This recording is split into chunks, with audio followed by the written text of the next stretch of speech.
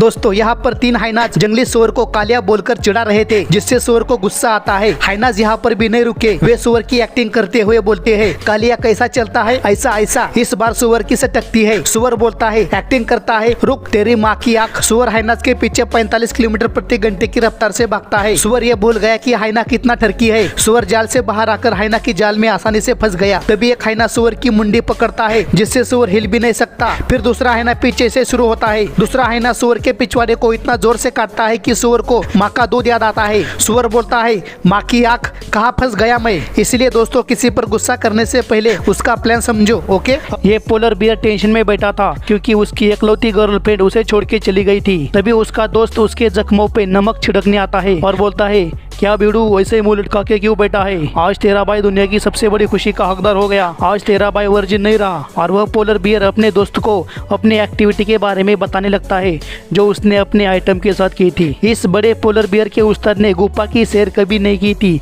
जिसकी वजह से ये काफी टेंशन में होता है। इधर ये छोटा पोलर बियर जो कहानी बता रहा था वह रियलिटी से काफी अलग होती है।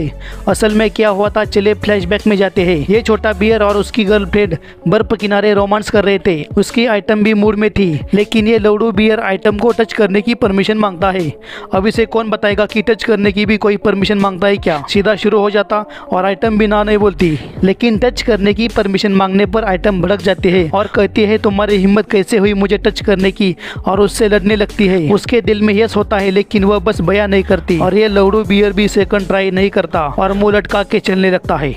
इस भालू के बच्चे की माँ इस पत्थर के नीचे फंसी थी। बच्चा माँ को बचाने की पूरी कोशिश करता है, पर आखिर इसकी माँ इस पत्थर के नीचे कैसे फंसी? दरअसल 10 मिनट पहले बच्चे की माँ पत्थरों के बीच से मधुमक्खी के छाते से शहद निकाल रही थी। आज गर्मा गर्म शहद खाने को मिलेगा, ये सोच के बच्चा काफी खुश था। माँ कुछ शहद निकाल कर बच्चे को देती है, जिसे खाकर बच्चा और शहद मांगता है। बच्चे की जिद पूरी करने के लिए माँ बहुत बड़ा खतरा मोड़ लेती है। इसके सर के ऊपर बड़े बड़े पत्थर थे जो कभी भी गिर सकते हैं। माँ जैसे ही शहद निकालने के लिए और अंदर जाने की कोशिश करती है तो ऊपर से पत्थर हिलते हैं और एक बड़ा पत्थर आकर सीधा माँ के सर के पिछले हिस्से पर गिरता है। माँ उसी जगह सुन्न पड़ती है। 2 मिनट के लिए बच्चे को समझ नहीं आता कि क्या हुआ है। जब बच्चे को पूरी बात समझ आती है तो वह माँ को बाहर निकालने की कोशिश करता है, लेकिन इतना बड़ा पत्थर हटाना मुश्किल है। पूरी रात बच्चा माँ के पास बैठा रहता है। सुबह होने पर भी जब माँ कोई जवाब नहीं देती, तब बच्चा माँ के पैरों पर सर रखकर रोने लगता है।